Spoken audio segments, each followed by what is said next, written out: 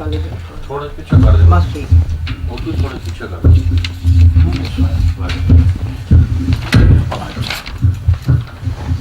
اعوذ باللہ من الشیطان الرجیم، بسم اللہ الرحمن الرحیم.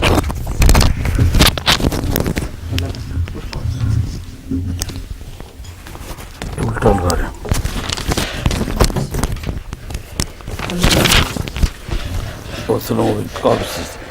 وہ پیپر شروع کرا.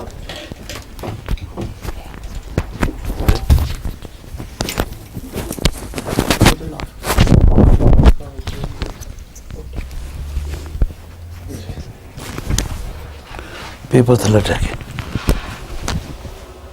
یا تو تھلے پیپر ٹٹ. شکریہ.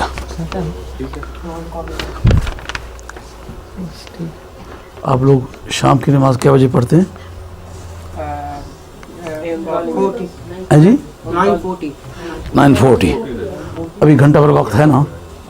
اعوذ باللہ من الشیطان الرجیم، بسم اللہ الرحمن الرحیم. حدیث پاک ہے مر جاؤ مرنے سے پہلے. اس حدیث مبارکہ کا کیا مطلب ہے؟ سب سے پہلے تو یہ بات جاننی چاہیے، یہ حدیث نہیں ہے، یہ صوفیہ کا قول ہے، اور زیادہ اغلب یہ بات ہے کہ حضرت خواجہ جنید بغدادی رحمۃ اللہ علیہ کا قول ہے. الفاظ اس کے یہ ہیں: موتو قبل ان تموتو، تم مر جاؤ قبل اس کے کہ تم مرو. اس کا مفہوم جو صوفیہ کے نزدیک ہے وہ یہ ہے کہ جو صوفیہ ہیں وہ قرآن مجید کی اس آیت سے کہ الذین آمنوا وکانوا یتقون، وہ دو معنی لیتے ہیں. ایک ہے فنائے قلب اور ایک ہے فنائے نفس. فنائے قلب کا مفہوم الذین آمنوا سے نکلتا ہے، اور وکانوا یتقون فنائے نفس کا مفہوم اس آیت سے نکلتا ہے. اس کا حاصل یہ بنتا ہے موتو قبل ان تموتو، تم مر جاؤ مرنے سے پہلے. یعنی جس طرح مردہ زندہ لوگوں کے ہاتھ میں ہوتا ہے، اس کی اپنی تمنا کو اپنے کسی بھی معاملے میں کوئی دخل نہیں ہوتا، بلکہ اس کے وارثان یا جو لوگ زندہ ہوتے ہیں اس کی تجہیز اور تکفین کرنے والے لوگ، ان کو حق ہوتا ہے کہ وہ اس کو غسل دیں، اس کو کفن دیں، اس کا جنازہ پڑھائیں، اس کو قبر میں ڈالیں. وہ کسی معاملے میں نہ کوئی تجویز دیتا ہے اور نہ کسی تجویز پر عمل ہونے میں وہ انکار کرتا ہے. تم بھی اللہ اور اس کے رسول کی بارگاہ میں اور اپنے مشائخ طریقت جن کا جینا اور مرنا اللہ کی رضا کے لیے ہے، ان کے ہاتھوں میں اس طرح ہو جاؤ کہ نہ کوئی تمہارا عمل اپنی مرضی کا ہو، نہ تمہاری اپنی محبت اپنی سوچ کی ہو، بلکہ تمہاری محبت بھی اسی سانچے میں ڈھلی ہوئی ہو جو اللہ اور اس کے رسول کی رضا کا سانچہ ہے، اور تمہارا عمل بھی اسی سانچے میں ڈھلا ہوا ہو جو اللہ اور اس کے رسول کی رضا کا سانچہ ہے. اس کو زیادہ بسط کے ساتھ سمجھ لینے کی ضرورت ہے، اور میرا خیال ہے پھر اس پر ہی آج کا سبق مکمل ہو جائے گا کہ فنائے نفس اور فنائے قلب. فنائے قلب اس بات کا نام ہے کہ صوفیہ کہتے ہیں کہ الذین آمنوا میں جو کہا ہے کہ اولیاء اللہ وہ لوگ ہیں جو ایمان لائے ہیں. ایمان کے بارے میں سرکار تاجدار مدینہ علیہ الصلوۃ والسلام کی حدیث ہے. حضرت انس رضی اللہ عنہ اس حدیث کے راوی ہیں: لا یؤمن احدکم حتی اکون احب الیہ من والدہ وولدہ والناس اجمعین. اس وقت تک کوئی مومن کہلانے کا حقدار ہی نہیں ہے جب تک کہ میری محبتوں کے سارے رشتوں پر غالب نہ آ جائے. سبھی محبتیں میری محبت کے سامنے سپر انداز نہ ہو جائیں، سبھی محبتیں شکست نہ قبول کر لیں، میری محبت سبھی محبتوں پر غالب نہ آ جائے، اس وقت تک کوئی مومن کہلانے کا حقدار ہی نہیں ہے. اب جس وقت محبت آ کے دامن گیر ہوگی تو اب یہ سمجھنا آسان ہو جائے گا کہ مرنے سے پہلے مر جاؤ. یعنی پہلے تو اس کے سوچنے کا طریقہ یہ تھا نا کہ وہ جو چاہتا سو کرتا، جیسے چاہتا ویسے سوچتا، جس سے چاہتا اس سے پیار کرتا. پیار کرنے کے لیے خواہ وہ جنسی اغراض کو مد نظر رکھتا، مالی منفعت کو مد نظر رکھتا، عزت و وقار کو مد نظر رکھتا، ڈو ڈنگر کو، سیم و زر کو، روپیلی اور نقرئی کو اور سنہری اشیاء کو یا دیگر عوامل کو مد نظر رکھ کر کے محبت کرتا تھا، آج اس کو یہ بتانا مراد ہے کہ آج تمہاری محبت کے جتنے دروازے ہیں وہ اس طرف کھل گئے ہیں جہاں سے اللہ اور اس کے رسول کی محبت ملتی ہے۔ اور قرآن مجید نے اس معنی کی طرف اشارہ کر کے فرمایا اللہ ولی الذین آمنوا یخرجہم من الظلمات الی النور، اللہ ان لوگوں کا دوست ہے کہ جو ایمان لائے اور ان کو تاریکیوں سے نور کی طرف نکالتا ہے۔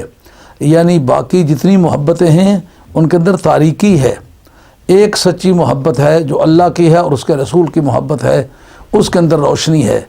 اور محبت کی ابتدا اسی تاریخ سے ہو جاتی ہے جس تاریخ سے کوئی کلمہ پڑھتا ہے۔ یعنی ہمارے اسلام میں یہ عقیدہ موجود ہے کہ ولایت جس سے کہتے ہیں اس کی ابتدا کلمہ پڑھنے سے شروع ہوتی ہے۔ کہا نا پروردگار عالم نے کہ اللہ ان کا دوست ہے، ان کا ولی ہے کہ جو ایمان لائے۔ ایمان کس بات کا نام ہے؟ دل کی گہرائیوں سے اس سچائی کو تسلیم کر لینا کہ لا الہ الا اللہ محمد رسول اللہ صلی اللہ علیہ وسلم، کہ اللہ کے بغیر کوئی معبود برحق نہیں اور محمد اللہ کے رسول ہیں۔ یعنی اب اس نے جو اعلان کیا ہے ایمان کا، اس سے خدا کی دوستی شروع ہو گئی، کیونکہ ولایت کے اصل معنی ہیں قرب محبت، محبت کی وجہ سے قریب رہنا۔ اب جس وقت کلمہ پڑھنے سے اس کا کوئی نہ کوئی درجہ شروع ہو گیا ہے تو اس کا مطلب یہ ہوگا کہ ولایت کے اندر عمل کا دخل ثانوی نوعیت کا ہے، پہلی بنیاد اس کی عقیدہ ہے۔ جس تاریخ عقیدہ صحیحہ کا اس نے اعلان کر دیا، اس تاریخ خدا کے ساتھ اس کا تعلق پیدا ہو گیا۔ تو اب یہ بات اہل سنت والجماعت کے عقیدے کے مطابق کہ ولایت کا مدار عقیدہ صحیحہ پر ہے۔ جب اس نے کلمہ پڑھا اس عقیدے سے کہ خدا ایک ہے، اس کے بغیر معبود برحق کوئی نہیں، اور نبی کریم علیہ الصلوۃ والسلام اس کے سچے رسول ہیں، تو یہ عقیدہ ہے، نہ کوئی یہ جہاد ہے، نہ کوئی یہ نماز ہے، نہ یہ کوئی روزہ ہے، نہ کوئی یہ زکوٰۃ ہے، نہ کوئی اور طرح کسی طرح کی کوئی سرگرمی ہے۔ عقیدہ صحیحہ کا اعلان کیا تو ولایت کی ابتدا ہو گئی۔ اس کے معنی یہ ہے کہ ولایت کا دار و مدار عقیدہ صحیحہ پر ہے، جس کا عقیدہ غلط ہو اس کو ولایت کبھی نہیں ملے گی۔ اب جس وقت کہ اس نے محبت کی ابتدا کی تو اب دیکھنا یہ ہے کہ محبت آگے پروان کس طرح چڑھے گی۔ محبت کی ایک عادت ہے کہ من احب شیئا اکثر ذکرہ، یہ حدیث مرفوع ہے کہ جس وقت کسی چیز کی آ کے محبت دامن گیر ہوگی تو وہ اس کے ذکر سے کبھی بچ نہیں سکے گا، کبھی باز نہیں آ سکے گا، کبھی رک نہیں سکے گا۔ جس کو جس سے محبت ہے کثرت کے ساتھ اٹھتے بیٹھتے چلتے پھرتے اس کا ذکر کرے گا۔ جیسا کہ اللہ کو اپنے حبیب صلی اللہ علیہ وسلم کی ذات پاک سے محبت ہے، تو پروردگار عالم نے جو لوح محفوظ پر پہلی تحریر شروع کی ہے اس پر لا الہ الا اللہ محمد رسول اللہ لکھا ہے۔ محبت کی یہ نشانی ہے، کوئی کام شروع کرتے وقت اپنے محبوب کا ذکر کرتا ہے۔ لوح محفوظ پر تحریر کا جو آغاز ہے وہ اللہ نے اپنے نام سے اپنے حبیب کے نام سے کیا ہے۔ جنت کے جتنے گیٹ ہیں سب پر لا الہ الا اللہ محمد رسول اللہ صلی اللہ علیہ وسلم لکھا ہوا ہے۔ حوروں کی آنکھوں کی پتلیوں پر ایک پتلی پر اللہ لکھا ہوا ہے، دوسری پر محمد رسول اللہ صلی اللہ علیہ وسلم لکھا ہوا ہے۔ طوبہ کے ہر پتے پر اللہ کا نام لکھا ہوا ہے، رسول اللہ صلی اللہ علیہ وسلم کا نام لکھا ہوا ہے۔ ساق عرش پر اللہ کا نام لکھا ہوا ہے، رسول اللہ صلی اللہ علیہ وسلم کا نام لکھا ہوا ہے۔ اللہ نے اس وجہ سے لکھا کہ وہ خود خالق ہے، اور سرکار دو عالم علیہ السلام کا نام بہی معنی لکھا ہے کہ وہ اس کے محبوب ہے۔ محبت کی عادت ہے، محبت اپنے محبوب کی جدائی کو قبول نہیں کرتی۔ تو اس بنیاد پر محبت کی ابتدا رب کی طرف سے ہوئی، جو عام مشہور ہے کہ عشق اول دردل محبوب پیدا می شود، کہ محبت کی ابتدا اصل محبوب کی طرف سے شروع ہوتی ہے۔ رب کریم نے اپنی محبت کا ذکر کیا کہ اللہ تعالیٰ ان لوگوں کا دوست ہے جو ایمان لائے ہیں، اور وَيُحِبُّهُمْ وَيُحِبُّونَهُ سورہ مائدہ کے اندر ہے، اگر تم گناہ کر کے توبہ نہیں کرو گے تو اللہ تعالیٰ ایک ایسی مخلوق لے آئے گا، یاتی بقوم یحبہم ویحبونہ، اللہ ایک ایسی قوم کو لے آئے گا جن سے اللہ پیار کرے گا، اللہ اور وہ اللہ سے پیار کریں گے۔ اس جگہ امام فخر الدین رازی رحمۃ اللہ علیہ نے لکھا ہے، وہ فرماتے ہیں اللہ نے اپنی محبت کا ذکر پہلے کیا ہے اور بندوں کی محبت کا ذکر بعد میں کیا ہے، جس کا معنی یہ ہے کہ محبت کی ابتدا اصل میں محبوب ہی کی طرف سے ہوتی ہے، اگرچہ اظہار چاہنے والے کی طرف سے ہو جاتا ہے، محب کی طرف سے ہو جاتا ہے، مگر فی الواقعہ محبت کی ابتدا محبوب کی طرف سے ہوتی ہے۔ اب جس وقت محبت آ کے اس میں پیدا ہو گئی جس کا نام محب رکھا گیا، کیونکہ اس کی طرف سے اظہار ہو گیا، محبوب نے اپنا اظہار نہیں کیا، لیکن فی الواقعہ محبت شروع اس کی طرف سے ہوئی ہے۔ اب وہ کرتا کیا ہے؟ محبت کی عادت جیسے بتایا کہ جو محب ہے اس کی عادت کیا ہے؟ من احب شیئا اکثر ذکرہ، جس سے محبت ہوتی ہے وہ کثرت سے اس کا ذکر کرتا ہے۔ اب ذکر کرنے کی دو فارمیں ہیں، ایک ذکر کرنا ذکر لسانی یا ذکر قلبی، اور اس ذکر کے اندر دو مادے پائے جاتے ہیں۔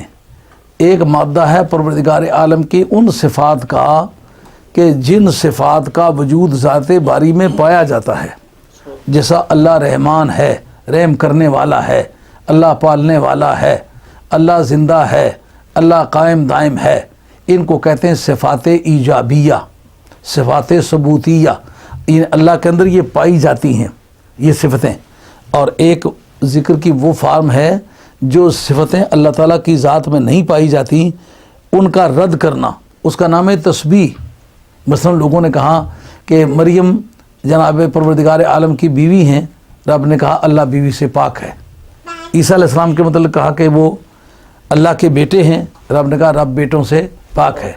فرشتوں کے بارے میں کہا یہ خدا کی بیٹیاں ہیں، رب نے کہا رب بیٹیوں سے پاک ہے۔ کہا یہ بت خدا کے شریک ہیں، رب نے کہا اللہ تعالیٰ شریک سے پاک ہے۔ اس کا نام ہے تسبیح۔ تو دو طرح کا ذکر ہوا، ایک اللہ کے اندر پائی گئی ہوئی صفتوں کا ذکر کرنا، اس کا نام کیا ہوگا؟ اس کا نام ہوگا صفات اثباتیہ اور صفات ایجابیہ کا ذکر۔ ایک وہ جو صفتیں اللہ میں نہیں پائی جاتی، اللہ کی طرف منسوب کی جاتی ہیں، ان کا رد کیا جاتا ہے، اس کا نام ہے تسبیح۔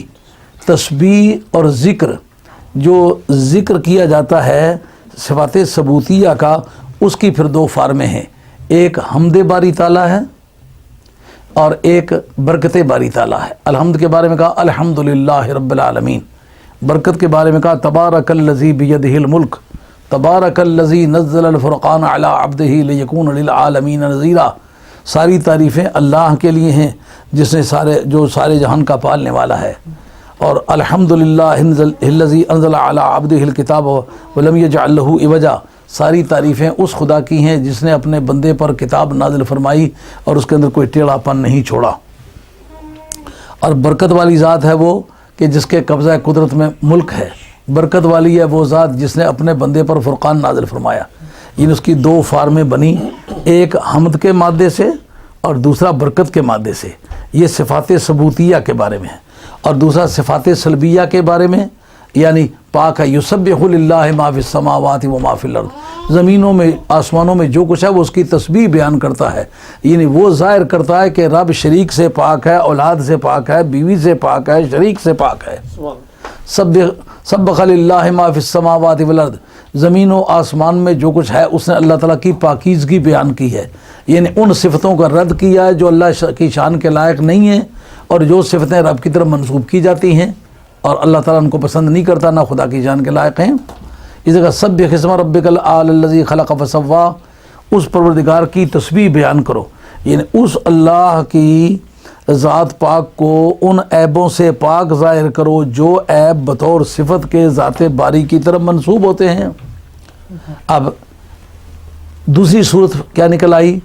فکر کی، ایک ہے ذکر ایک ہے فکر۔ ذکر اور فکر دونوں قرآن کے مجید کے اندر مذکور ہیں۔ الذین یذکرون اللہ قیاما وقعودا وعلی جنوبہم یتفکرون فی خلق السماوات والارض، یہاں سے لے کر کے کہ الذین یذکرون اللہ قیاما وقعودا وعلی جنوبہم، وہ بندگان خاص جو ہیں وہ اللہ کا ذکر کرتے ہیں چلتے ہوئے بھی، بیٹھے ہوئے بھی، کھڑے ہوئے بھی۔ وہ یتفکرون فی خلق السماوات والارض، زمین و آسمانوں کی تخلیق پر وہ غور کرتے ہیں، یعنی جس طرح وہ ذکر اور فکر کے ذریعے سے رب کو تلاش کرتے ہیں، اسی طریقے سے آیات کونیہ، یعنی یہ کائنات کے بام و در اور یہ کائنات کے اندر پائی گئی ہوئی نشانیاں، ان کو کہتے ہیں آیات کونیہ. یہ قرآن مجید کی تفسیر کی بولی ہے. آیات کونیہ پہاڑوں کی اونچائی، سمندروں کی پہنائی، صحراؤں کی وسعتیں، کلیوں کا تبسم، پھولوں کی مسکراہٹ، بلبلوں کے نغمے، صبح کی شگفتگی، شام کی دلاویزی، رات کا سناٹا، جنگلوں کا عالم ہو، یہ سب چیزیں آیات کونیہ ہیں. ان سے پتہ چلتا ہے کہ گر مصور نیست ای تصویر چیست، گر مدبر نیست ای تدبیر چیست. اب دیکھیں یہ پیپر لگا ہوا ہے دیوار پر، اس پیپر کو دیکھ کے کوئی کہہ سکتا ہے ویسے ہی سیلاب آیا ہے تو یہ پیپر لگ گیا ہے؟ اس سلیقے اور طریقے سے کہ اوپر اس طرح ایک متناسب قسم کا پیپر لگا ہوا ہے، نیچے اس کا بارڈر بنا ہوا ہے اور مناسب فاصلے پر اس کے ڈورے ڈلے ہوئے ہیں، بتاتا ہے کہ جس نے یہ بنایا ہے، جس نے لگایا ہے، وہ میتھ کا جاننے والا ہے، وہ جیومیٹری کا جاننے والا ہے، وہ ڈیکوریشن کے سسٹم کو جاننے والا ہے، وہ فائن آرٹ کو جاننے والا ہے. تو اتنے علم استعمال ہوئے. جب یہ جا کر یہ پیپر لگا ہے تو یہ پہاڑوں کی عظمتیں جو آسمانوں سے باتیں کر رہی ہیں، اور کس خوبصورتی کے ساتھ ان کے اندر ڈرینیج سسٹم بنایا گیا ہے، کس خوبصورتی کے ساتھ ان کے اندر یہ سبزے کی ڈیکوریشن کی گئی ہے، کس خوبصورتی کے ساتھ اور کس سلیقے کے ساتھ پھولوں کو سجایا گیا ہے، کیسے خوبصورت طریقے سے اس کے اندر درخت لگائے گئے ہیں، اور درخت لگ کے پہاڑ کے ساتھ ساتھ اوپر جاتے ہیں. ان کے اندر تعمیرات کی صلاحیتیں بھی رکھی ہیں، جڑی بوٹیوں کو بھی وہاں پیدا کیا ہے. یہ سب سامان ایسا لگتا ہے کہ ایسے سیلاب آیا ہے تو یہ سب چیزیں بن گئی ہیں، نہیں، اصل میں اس کے پیچھے کوئی طاقت ہے. اس طرح وہ ذکر بھی کرتے ہیں اور فکر بھی کرتے ہیں. اب جس وقت بندہ اس راستے پر لگتا ہے تو پھر محبت کی اس منزل کو طے کر جاتا ہے کہ ہر وقت اس کی یاد کرتا ہے اور ہر وقت اس کے پیار میں جیتا ہے، اور جہاں جہاں سے اس کا کوئی سراغ ملتا ہے اس کا پیچھا کرتا ہے. پہاڑوں کی اونچائیاں دیکھیں، کہا ان پہاڑوں کی اونچائیوں سے پتہ چلا میرا مالک ہے، اس نے یہ پہاڑ بنائے ہیں، کتنے خوبصورت ہیں. پھول کو دیکھیں کہ پھول کی پتیوں کے اندر باریک باریک ریشے ہیں، وہ بڑے خوبصورتی کے ساتھ بڑے متناسب طریقے سے سیمیٹریکل ارینجمنٹ ان میں ہے. ایک پتی کو دیکھو، دوسری کو دیکھو، تیسری کو دیکھو، تو آدمی سمجھتا ہے اس پھول کے ریشے کیا کہنے، تیرے عشق کے دھارے چھوٹے ہیں، یہ کلیاں جو پھول بنی ہیں دل کے چھالے پھوٹے ہیں. یہ بغیر کسی وجہ کے نہیں ہے. اب ان دونوں لائنوں کے اندر چلتے چلتے ایک وقت اس پر وہ آتا ہے کہ اپنے محبت کی جستجو میں یہ فیصلہ کرنا چاہتا ہے کہ کون میرے محبوب کو اچھا سمجھتا ہے، کون میرے محبوب کو برا سمجھتا ہے. جو محبوب کو اچھا سمجھے اسے اچھا لگے، خواہ دشمن ہو. نبی پاک علیہ السلام کی بارگاہ میں جو صحابہ اکٹھے ہوئے تھے آپس میں ایک دوسرے کے مقابلے میں دشمنوں کی اولاد تھے، لیکن جب سارے اکٹھے ہوئے دیکھا کہ سرکار سے پیار کرنے والے ہیں، اپنی ذاتی دشمنیوں، خاندانی عداوتوں کو انہوں نے دفن کر دیا کہ یہ سرکار سے پیار کرنے والے ہیں، ان کو برا نہیں سمجھتا. اور جو سرکار کو اچھے نہیں لگتے، جو محبوب کو اچھے نہیں لگتے، بیٹے ہیں تو ان کو چھوڑ دینا ہے، بیوی ہے تو اس کو چھوڑ دینا ہے، باپ ہے تو اس کو چھوڑ دینا ہے، وطن ہے تو اس کو چھوڑ دینا ہے، اقربا ہیں تو ان کو چھوڑ دینا ہے، نفع ہے تو اس کو چھوڑ دینا ہے، زندگی کی سہولتیں تو ان پہ تھوک دینا ہے. آپ دیکھتے ہیں کہ پوری دنیا کے لوگ کعبے کی زیارت کرنے کے لیے جاتے ہیں کہ نہیں جاتے؟ جاتے ہیں یقیناً. مگر اگر قرآن مجید ایسے لوگوں کی نشاندہی کرے جو کعبے کے صحن میں کھڑے ہو کے کہتے ہیں مولا کریم یہاں سے ہمیں نکال، سمجھنا پڑے گا یہ جملہ قابل تعریف ہے، یہ قابل مذمت ہے. ما لکم لا تقاتلون فی سبیل اللہ والمستضعفین من الرجال والنساء والولدان الذین یقولون ربنا اخرجنا من هذه القریۃ الظالم اہلها.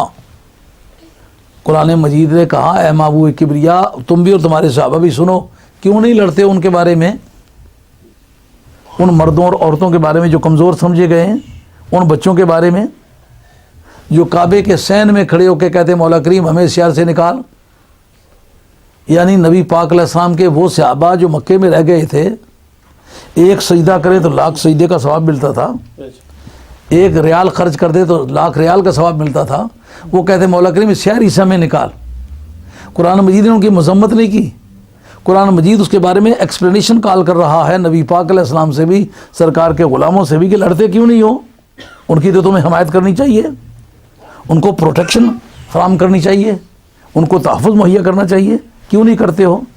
کہتے کیا ہیں مولا کریم اس شہر سے نکال. جس شہر کی عبادت کا یہ عالم ہے کہ 1 کا 1,00,000 گنا ثواب ملتا ہے، اس شہر سے نکلنے کے کیوں طلبگار ہیں کہا دراصل اس عبادت میں محبت کا رنگ نہیں ہے. ہاں چل آزم اتھے چل وسیے جتھے یار دا آنا جانا ہے, اس نگری اندر کی رہنا جتھے سجنا باج اندھیرا ہے. وہ جگہ اچھی نہیں لگتی. کہا کعبہ بھی ہونا, کہا بہت فائدے والی جگہ ہے, لیکن ہماری سرکار ہم سے جدا ہیں. جو صحبت شیخ سے فائدہ ملتا ہے وہ مسجد کے داخلے سے فائدہ نہیں پہنچتا. یہ صوفیہ کا جو مسلک ہے, صحبت شیخ کی قیمت مقامات مقدسہ کے مقابلے میں زیادہ ہے, اس لیے کہ مقامات مقدسہ تو آج بھی موجود ہے نا. آپ مسجد نبی میں سجدہ کر سکتے ہیں, مسجد حرام میں بھی کر سکتے ہیں, لیکن ان سجدوں سے کوئی صحابی بنے گا؟ کیوں نہیں بنے گا؟ اس کو صحبت شیخ حاصل تھی. جس شیخ کی صحبت اس کو حاصل تھی وہ صحبت آپ کو حاصل نہیں. اس لیے ان سجدوں کے زور سے اگر آپ ساری زندگی بھی محنت کریں تو صحابی کی گرد راہ کو نہیں پا سکتے. عمل میں بے شک وہ پیچھے بھی رہ گیا ہو, لیکن اس کے شیخ کا درجہ بلند ہے, اس لیے اس کی صحبت کا درجہ بلند ہے. اور دیکھیں اس یہ موٹیو کون سا ہے. قرآن کہتا ہے ان کی محبت اتنی جوان ہے کہ وہ آج عبادت اور اجر کے معاملے کو نہیں دیکھ رہے. سرکار کی جدائی ان سے نہیں سہی جاتی تو کہتے ہیں کہ مولا کریم اس شہر سے ہمیں نکال. تو یہ نتیجہ نکل آیا ہے کہ صحبت شیخ کی قیمت جو ہے وہ زیادہ ہے. اب وہ جیتے مرتے اٹھتے بیٹھتے ان کی اپنی کوئی سوچ نہیں رہی. حضرت نبی کریم علیہ الصلوۃ والسلام کی ذات بابرکات کے غلام جتنے بھی ہیں, جب سب معاملے کوئی بھی معاملہ پیش آتا ہے تو وہ اول سے آخر تک ہر معاملے پہ کہتے ہیں یا رسول اللہ جو آپ کی مرضی ہے. مثلا حضرت سیدہ عائشہ رضی اللہ تعالیٰ کو تہمت لگی تو نبی کریم علیہ السلام نے ایک ریفرینڈم کال کیا. حضرت فاروق اعظم سے پوچھا تمہارا کیا خیال ہے؟ انہوں نے کہا یا رسول اللہ آپ کی ذات بابرکات وہ ذات پاک ہے کہ اللہ تعالیٰ نے آپ کے بدن پر مکھی نہیں بیٹھنے دی, کہ آپ کے بدن پر مکھی بیٹھے پھر گندگی پر جا کے بیٹھے. یہ آپ کے بدن مبارک کی عتق بنتی ہے. تو جس خدا تعالیٰ نے اتنی حد تک قبول نہیں کی, وہ آپ کی بیوی جو آپ کے ساتھ جوڑے کی زندگی گزارتی ہے اس کو ایسے ناپاک کام میں ملوث ہونے کا موقع دے, یہ خدا کی شان کے لائق نہیں ہے. حضرت عثمان غنی رضی اللہ عنہ سے پوچھا تیری کیا رائے ہے؟ انہوں نے کہا یا رسول اللہ آپ کا سایہ اللہ تعالیٰ نے نہیں رکھا. سورہ نور کے اندر جو ہماری مذہب سنی حنفی کی معتبر ترین تفسیر ہے, اس سے زیادہ معتبر ہمارے سنیوں کے پاس کوئی نہیں ہے, اس کا نام ہے مدارک. تو تفسیر مدارک کے اندر ہے کہ حضرت عثمان غنی رضی اللہ عنہ نے کہا کہ اے اللہ کے رسول, اللہ نے آپ کا سایہ نہیں چھوڑا. کیوں؟ کہ سائے کو ایک تعلق ہوتا ہے بدن کے ساتھ, کہ جدھر سایہ جاتا ہے بدن جاتا ہے, ساتھ سایہ جاتا ہے. تو سایہ اگرچہ عین ذات نہیں ہوتا لیکن اس کا ذات کے ساتھ دور کا تعلق ہوتا ہے. تو وہ جس زمین پر پڑے سایہ, اس پر اگر کسی کا پاؤں پڑے تو اللہ تعالیٰ کی غیرت کو یہ قبول نہیں کہ اس جگہ کسی کا پاؤں پڑے. اس وجہ سے اللہ تعالیٰ نے آپ کا سایہ نہیں چھوڑا. تو جس نے آپ کے سائے کی عتق کو قبول نہیں کیا وہ اللہ تعالیٰ آپ کے جوڑے کی عتق کو قبول کرے گا. حضرت حیدر کرار سے پوچھا نبی کریم علیہ السلام نے, حیدر کرار تمہارا کیا خیال ہے؟ انہوں نے کہا یا رسول اللہ میرا یہ خیال ہے کہ آپ کو یاد ہوگا کہ ایک مرتبہ آپ کے نالے پاک کے نیچے کوئی نجاست لگی ہوئی تھی, جبریل امی کی ڈیوٹی لگی جاؤ جا کر کے میرے محبوب کا جوتا صاف کرو. جس خدا کی غیرت کو آپ کے جوتے کی عزت مطلوب ہے اور فرشتوں سے وہ صاف کراتا ہے, اس خدا کی غیرت کے لائق کہاں ہے کہ وہ آپ کے جوڑے کی عتق کو قبول کرے؟ باری آئی صدیق اکبر کی. یہ وہ جگہ ہے جس کا ذکر کرنا چاہتا ہوں. انہوں نے کہا یا رسول اللہ جب سے کلمہ پڑھا ہے اپنی کوئی رائے نہیں ہے. یہ ہے موتو قبل ان تموتو ہے, یہ حدیث نہیں ہے, نہ یہ آیت ہے نہ یہ حدیث ہے, یہ مقولہ صوفیہ ہے, لیکن اس پر عمل کرنے کا طریقہ جو ہے وہ اہل حق کا طریقہ ہے. کہتے یا رسول اللہ جب سے آپ کا کلمہ پڑھا ہے اپنی مرضی کا کوئی کام نہیں کیا. اب بھی میں نہیں کہتا کہ یہ رائے ہے وہ رائے ہے. اگر آپ کے کاغذات میں میری بیٹی مجرم ہے تو بالکل مجرم ہے, اگر آپ کے کاغذات میں میری بیٹی بے گناہ ہے تو بالکل بے گناہ ہے. میری اپنی کوئی رائے نہیں ہے. یہ معنی ہے موتو قبل ان تموتو کے, کہ مرنے سے پہلے مردے کی کوئی رائے نہیں ہوتی, جو وارثوں کی رائے ہے. یا رسول اللہ آپ کی بارگاہ میں میری کیا رائے ہے؟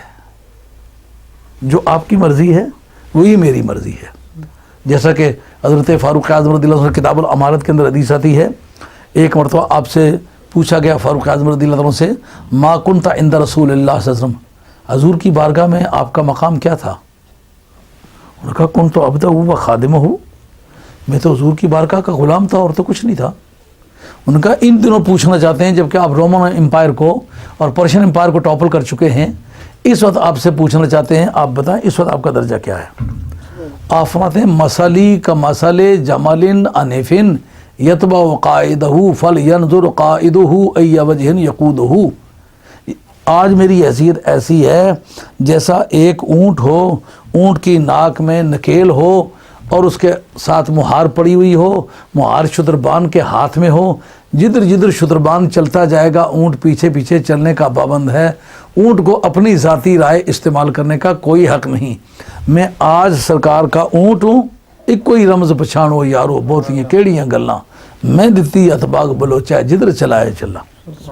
یعنی عمر نام کو عمر ہوں، لیکن نبی پاک علیہ الصلوۃ والسلام کی جو تنظیم عمل ہے یا تنظیم فکر ہے، اس سانچے میں اپنے آپ کو ایسا ہی سمجھتا ہوں جیسا کہ مردہ زندوں کے ہاتھ میں ہو۔ حضرت صدیق اکبر رضی اللہ عنہ کی وصال کا وقت آیا تو آپ سے پوچھا گیا آپ کو دفن کہاں کیا جائے؟ آپ نے زندگی میں بھی اپنی مرضی کا کوئی کام نہیں کیا، اب مر کے بھی اپنی مرضی نہیں کرنا چاہتا۔ یہ معنی ہوں گے موتو قبل ان تموتوا، مرنے سے پہلے مر جاؤ، یعنی نہ تمہاری اپنی آرزوئیں ہوں، نہ کوئی اپنی تمنا ہو، جو کچھ محبوب کی رضا ہے وہ تمہاری زندگی ہو۔ وہ جینے کے بارے میں تو تمہیں جینا چاہیے، وہ مرنے کے بارے میں تمہیں مرنا چاہیے، وہ قیام کے بارے میں تمہیں قیام کرنا چاہیے، وہ سفر کے بارے میں تو سفر کرنا چاہیے۔ کہا پھر کیا کریں گے؟ کہا کہ میری لاش تیار کر کے کفن دے کے سرکار دو عالم علیہ السلام کے حجرہ مبارکہ کے دروازے کے سامنے رکھ دینا اور عرض کرنا ھذا رفیق قد ضعیف الذی بات معک فی الغار، یا رسول اللہ صلی اللہ علیہ وسلم، یہ آپ کا وہ بڈھا پرانا غلام آ گیا ہے جس نے غاروں میں آپ کے ساتھ مل کے راتیں گزاری تھیں، اب کیا حکم ہے؟ اگر سرکار کی بارگاہ سے کوئی آواز آ جائے، کوئی اطلاع مل جائے تو اس کے مطابق عمل کر لینا، اور اگر سرکار کی بارگاہ سے کوئی آواز نہ آئے تو پھر جہاں مسلمان چاہے مجھے دفن کر دے، میری اپنی کوئی مرضی نہیں ہے۔ یہ معنی ہے موتوا قبل ان تموتوا۔ یوں ہی جا کے یہ کہا گیا، جناب حیدر کرار اس حدیث کے راوی ہیں، اور یہ تفسیر کبیر میں اس آیت کے تحت ام خسبت ان اصحاب الکہف والرقیم کانوا من آیاتنا عجبا، اس کے تحت لکھا ہے کہ سرکار کی قبر شریف سے آواز آئی کہ اوصل الحبیبہ مع جنب الحبیب، کہ تم اس دوست کو دوست کی بغل کے پاس ڈال دو۔ جب یہ آواز آئی تو اس کے بعد ان کو ان کے پاس دفن کیا گیا۔ یعنی کلمہ پڑھنے والی تاریخ سے لے کر تو وصال تک اور وصال کے بعد دفن تک اپنی کوئی مرضی استعمال نہیں کی۔ یہ مسئلہ تصوف کی روح ہے، مگر یہ کہنا صحیح نہیں ہے کہ یہ آیت ہے، یہ حدیث ہے۔ اور اس کے بعد جو محبت کا ایک مزاج ہے، محبت اپنی سوچ سے سوچنا بند کر دیتا ہے۔ محبت کو اپنی طرف سے سوچنے کی عادت نہیں، محبت محبوب کی سوچوں سے سوچتی ہے۔ وہ کیا کرتی دیکھتی ہے کہ اگر اس کو کوئی اچھا لگتا ہے اس کے محبوب کو تو وہ اس کو اچھا سمجھتا ہے، اگر وہ اس کو اچھا نہیں لگتا تو پھر اس آدمی کو وہ کبھی اچھا نہ سمجھے، خواہ اس کو اچھا ہی لگتا ہو، خواہ اس کا کتنی قریبی ہو۔ جیسا کہ قرآن مجید کہتا ہے لا تجد قوما یؤمنون باللہ والیوم الآخر یوادون من حاد اللہ ورسولہ ولو كانوا آباءهم او ابناءهم او اخوانهم او عشیرتهم اولئک کتب فی قلوبہم الایمان وایدہم بروح منہ۔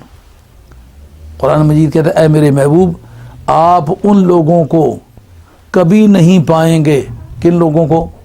جو اللہ اور یوم آخرت پر ایمان لائے ہیں۔ کیا نہیں پائیں گے؟ ان لوگوں کو دوست رکھنے والا نہیں پائیں گے۔ کن لوگوں کو دوست رکھنے والا نہیں پائیں گے؟ وہ ان کو دوست نہیں سمجھیں گے جو خدا اور اس کے رسول سے دشمنی رکھنے والے ہیں۔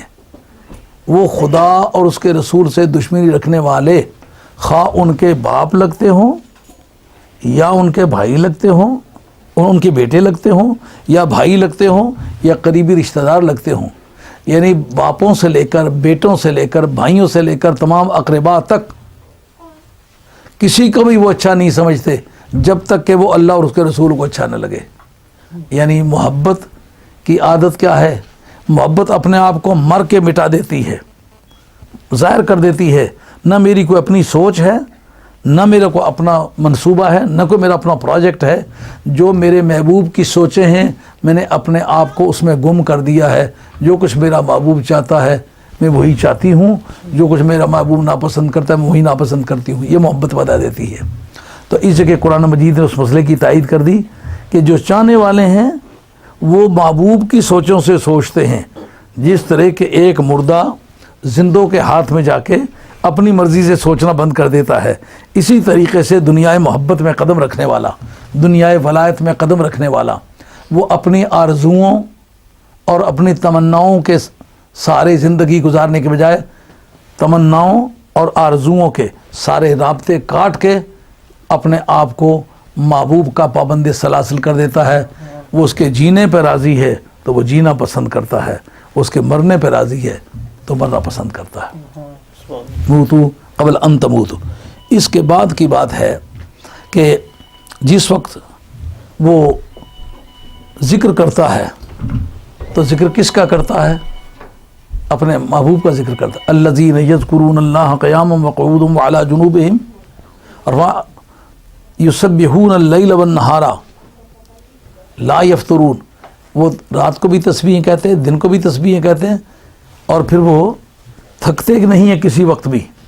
جیسا کہ میں نے پچھلی ایک نشست میں حدیث قدسی بیان کی تھی، اس کے اندر تھا کہ وہ بندہ جو ہے اس کا جی نہیں بھرتا، وہ فرضی عبادتوں سے گزر کے نفلی عبادتیں کرنے لگ جاتا ہے، تو نفلی باتیں کرتے کرتے مجھے اس سے محبت ہو جاتی ہے۔ یعنی اب محبت کا چیپٹر جو ہے یہ کھلنے لگا ہے۔ بندہ نفلی باتیں کرتا کیوں زیادہ کرتا ہے؟ کہ فرض تو گنے چنے ہوئے ہیں، جتنے ہیں ان میں تو اضافہ نہیں کر سکتا، سنتیں تو جتنی ہیں اس میں اضافہ نہیں کر سکتا، لیکن نفلوں کی تو کوئی پابندی نہیں ہے۔ اب اس کا محبت کا جذبہ مطمئن نہیں ہوتا جب تک کہ فالتو کام نہ کرے۔ وہ پھر جتنا جتنا اس کی محبت اسے تڑپاتی ہے اتنا اتنا زیادہ عبادت کرتا ہے، جتنا جتنا زیادہ عبادت کرے وہ نفلی عبادت ہو کر اس کی محبت کی نشاندہی کرتی ہے کہ یہ میری یاد میں مارا مارا پھرتا ہے۔ الذین یبیتون لربہم سجدا وقیاما، میرے بندگان خاص وہ ہیں جو رات رات سجدوں میں گزار دیتے ہیں، قیاموں میں گزار دیتے ہیں۔ والذین یقولون ربنا اصرف عنا عذاب جہنم، رات تو جاگ کے گزارتے ہیں، لیکن جب صبح کا وقت ہوتا ہے تو اس وقت اللہ کی حضور گڑ گڑا کے دعائیں مانگتے، مولا کریم مجھے معاف فرما۔ ساری رات تو عبادت میں گزاری، کوئی گناہ تو کیا نہیں، گناہ کے بعد کہنا مناسب ہوتا ہے نا معاف فرما۔ گناہ کیا کوئی نہیں، چاہتا معافی ہے۔ یہ ایک محبت کی عادت ہے۔ محبت جو بلند ہوتی ہے نا، محبت والے کو نیچا دکھاتی ہے، وہ اتنا اتنا پستی میں چلا جاتا ہے، اپنی بڑائی کی سوچ اس کے دل اور دماغ سے ختم ہو جاتی ہے۔ جیسا کہ حضرت صدیق اکبر رضی اللہ عنہ کی بارگاہ میں جبریل امی کو بھیجا گیا کہ سرکار کی معرفت صدیق اکبر سے پوچھو کہ جتنا سرمایہ اس نے ہمارے راستے میں خرچ کیا ہے کیا یہ آج واپس لینا چاہتا ہے کہ نہیں؟ اگر واپس لینا چاہتا ہے تو رب کی رحمت تلی ہوئی ہے اس بات پر کہ آج سارا اس کا سرمایہ واپس کریں گے۔ اس کا ذکر امام جلال الدین سیوطی رحمۃ اللہ علیہ نے تاریخ الخلفاء شریف کے اندر کیا ہے۔ کہتے جب جبریل آئے تو پہلے ہی آ کے پوچھتے ہیں یا رسول اللہ صلی اللہ علیہ وسلم، یہ آج صدیق اکبر نے یہ ٹاٹ کا کرتا پہنا ہوا ہے، اس کے پاس کوئی سرمایہ نہیں رہی، اپنے کپڑے بھی ٹھیک سے نہیں پہن سکتا۔ کیا کہتے ہو؟ اس نے سارا سرمایہ مجھ پر خرچ کر دیا ہے، میری راضی نامے کے لیے اس نے سب اپنی متاع لٹا دی ہے، یہ بھی ہمارے کہے سے اس نے ٹاٹ پہنا ہوا ہے، وگرنہ تو اس کے پاس کچھ بھی نہیں ہے۔ کہا رب نے اس مقصد کے لیے بھیجا ہے کہ اگر یہ اپنا سارا سرمایہ واپس لینا چاہے تو آج واپس دینے کے لیے تیار ہے۔ جب حضرت صدیق اکبر رضی اللہ تعالیٰ سے پوچھا گیا کہ صدیق اکبر کیا خیال ہے، واپس لینا چاہتے ہو؟ ان کا یا رسول غلاموں کی اپنے مالکوں کی بارگاہ میں کوئی رائے ہوتی ہے؟ موتو قبل ان تموتو، مر جاؤ مرنے سے پہلے، یعنی میری کوئی رائے نہیں ہے۔ آپ اگر بالفرض مجھ سے یہ پوچھنا ہی چاہتے ہیں تو میری عاجزانہ درخواست یہ ہے کہ جبریل تو کہتے ہیں جو دیا ہوا ہے وہ واپس کرنا چاہتا ہوں، میں کہتا ہوں کہ یہ میری جان آپ کے استعمال میں کب آئے گی. مردم ازیں علم کے نہ مردم برائے تو، اے خاک بسر باد نہ شد خاک پائے تو. میں تو اس غم سے مر گیا ہوں کہ تیرے لیے مر نہیں سکا ہوں. میرے سر پہ خاک پڑے کہ میں تیرے قدموں کی خاک نہیں ہو سکا. میں تو اس خیال میں ہوں. جبریل امی واپس گئے اور واپس آ کے حضور کی بارگاہ میں زمین ادب چوم کے عرض کرتے ہیں یا رسول اللہ، یہ دیکھا میں نے کیا پہنا ہوا ہے؟ جی نظر آیا ٹاٹ پہنا ہوا ہے. کہا اللہ تعالیٰ نے آسمانوں پر وردیاں جاری کی ہیں، تمام آسمانی قدسیوں کو کہا ہے کہ وہی ٹاٹ تم سب پہنو جو صدیق اکبر نے پہنا ہوا ہے. تر دامنی پہ میری زاہد نہ جائیو، دامن نہ چھوڑ دوں تو فرشتے وضو کرے. کبھی بندے پر وہ وقت آتا ہے کہ بندے کی بے کسی اس کا ناز بن جاتی ہے اور آسمانی قدسیوں کو بھی وہ ناز اٹھانا پڑ جاتے. تو پوچھا گیا آپ سے کہ آپ کیوں نہیں واپس لینا چاہتے؟ کہتے ہیں حل انا و مالی اللہ لک یا رسول اللہ صلی اللہ علیہ وسلم، یا رسول اللہ میں خود اور میرا سارا مال آپ کی ملکیت ہے، میں تو اپنی جان کا مالک ہی نہیں ہوں. جس طرح ایک میت وارثوں کے قبضے میں ہو کر وہ ان کے تصرف کی جگہ بن جاتا ہے، اسی طریقے سے میں نے آپ کا کلمہ پڑھ کے آپ کو آپ کے تصرف میں دے دیا ہے. آپ جس طرح بہتر سمجھتے کریں. میں تو جو پہلے کمایا تھا وہ بھی آپ ہی کا تھا، جو آج کما رہا ہوں وہ بھی آپ ہی کا ہے، آئندہ جو کماؤں گا وہ بھی آپ ہی کا ہوگا. حل انا و مالی اللہ لک یا رسول اللہ صلی اللہ علیہ وآلہ وسلم. اور اس سے بھی پھر آگے وہ راستہ اختیار کرنا ہے. یہ تو جاتے جاتے تو ہوتا نہیں ہے، مرنے سے پہلے مر جاؤ. اس کے لیے کوئی چیز حاصل کرنا پڑتی ہے. کہا وہ دراصل محبت کا شباب ہے. محبت کا شباب حاصل ہو جائے نا تو حب کا شیا یومی و یسم. کسی چیز کی محبت آ کے دامن گیر ہوگی نا، تجھے وہ اندھا بھی کر دے گی، تجھے بہرا بھی کر دے گی. نہ تم اپنے نفع کو دیکھ سکو گے، نہ دکھا سکو گے، نہ سوچ سکو گے، نہ سوچنے کا موقع دے سکو گے، نہ محبوب کا عیب دیکھ سکو گے، نہ دکھا سکو گے، نہ سن سکو گے، نہ سنا سکو گے. یہ بھی ایک بڑی بنیادی بات ہے کہ سرکار کی ہی محبت سے ولایت کی ابتدا ہوئی ہے نا. کلمہ پڑھا ہے تو ولایت شروع ہوئی ہے نا. آگے تو جتنی محنت کی گئی اس میں ترقی ہوئی ہے نا، لیکن ولایت کی ابتدا کب ہوئی ہے؟ جب سرکار نے کہا کہ جب تک میری محبت سب محبتوں پر غالب نہ آ جائے مومن نہیں ہوتا. ولایت کی پہلی سیڑھی ایمان ہے. اس کا مطلب سرکار کا کلمہ پڑھا تو ولی بننا شروع ہو گیا. اب جو آگے بڑھتا جائے گا پھر ولایت بڑھتی جائے گی. تو جس چیز سے ابتدا ہوتی ہے آگے چل کر اس کے خلاف ہو تو پھر ابتدا ہی خراب ہو جاتی ہے نا. یعنی اسی بنیاد پر آگے تم نے ساری زندگی گزارنی ہے.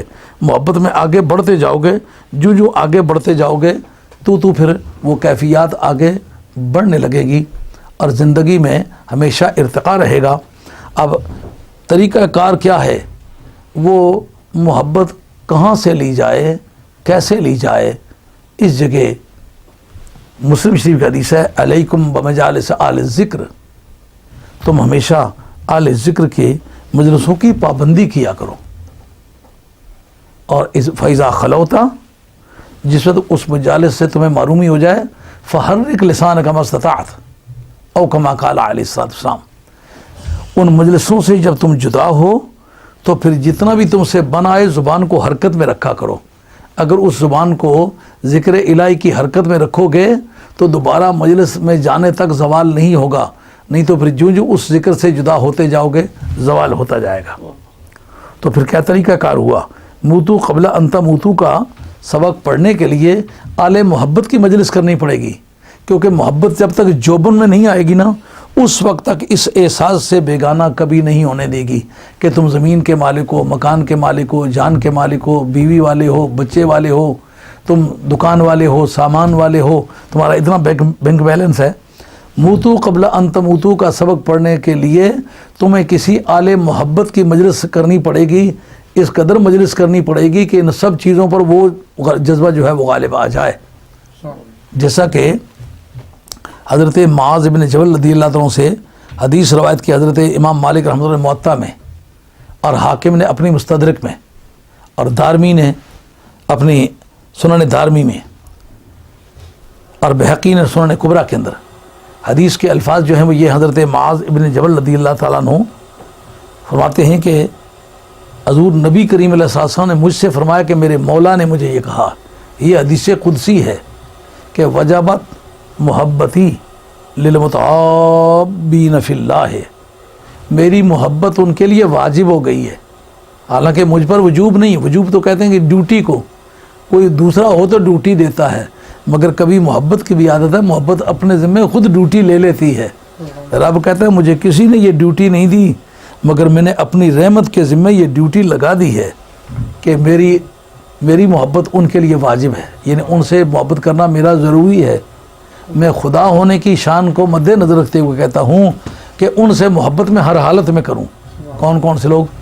المتحابین فی اللہ، ایک اپنا اپنا سسٹم ہے، جو آپس میں محبت کرتے ہیں لیکن ان کی محبت کی وجہ مال نہیں ہوتا، دولت نہیں ہوتے، خاندانی رشتے نہیں ہوتے، علاقائی نسبتیں نہیں ہوتی، ایجوکیشن کی بلندی نہیں ہوتی، اور کوئی لینا دینا بیوی بچوں کا تعلق نہیں ہوتا، ننیالی ددیالی سسرالی کوئی رشتہ ان کے ساتھ نہیں ہوتا۔ محبت کی وجہ صرف اللہ کی محبت، کہ یہ بندہ جو ہے نا اس سے اللہ اور اس کے رسول کی محبت کی بو آتی ہے، یہ اللہ والا آدمی ہے، اس کے پاس بیٹھو اللہ کی یادیں تازہ ہوتی ہیں، رسول کریم علیہ السلام کی محبت جاگتی ہے۔ جن سے رسول کریم کی محبت ملی ہے وہ اہل بیت اور صحابہ کرام ہیں۔ اس کے پاس بیٹھو تو اہل بیت کی محبت یاد آتی ہے، صحابہ کی محبت یاد آتی ہے۔ اس کے پاس بیٹھنے سے ولیوں کی محبت ملتی ہے، ولی اللہ کی محبت کا ذریعہ ہے۔ تو اس وجہ سے وہ پیار کرتا ہے کہ یہ راستے محبت کے اس کے گھر سے گزر کے جاتے ہیں، اس کے پاس جایا جائے تو محبت بیدار ہوتی ہے، اللہ اور اس کے رسول کی یادیں تازہ ہوتی ہیں، خدا اور اس کے رسول کی یادوں میں آنکھیں روتی ہیں، یار اللہ والا بندہ ہے، اس لیے پیار کرتا ہوں۔ تو کہاں ہے؟ کہتا وہ مشرق میں رہتا ہے، میں مغرب میں رہتا ہوں، لیکن مجھے اچھا لگتا ہے، اچھائی سے ذکر کرتا ہوں، کوئی چیز اسے بھیجتا ہوں، جاؤں تو کوئی چیز لے کے جاتا ہوں، وہ میرے پاس آئے اس کے آنے کو خوشی کی نگاہوں سے دیکھتا ہوں۔